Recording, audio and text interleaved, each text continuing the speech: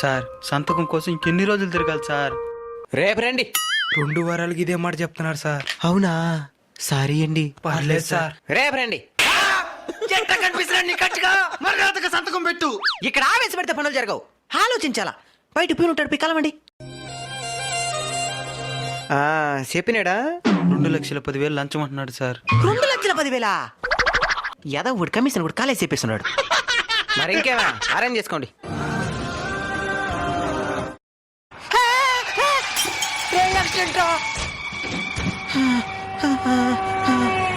మన ఆఫీసర్ రా, కాపాడండి, కాపాడండి. రేపు రండి.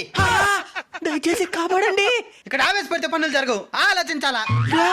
బుద్ధి వచ్చిందిరా, మీ పని తప్పకుండా చేస్తాను, కాపాడండి రా. మాకు నమ్మకంలే. ఇందా సంతకం పెట్టు. సంతకం పెడితేనే హాస్పిటల్.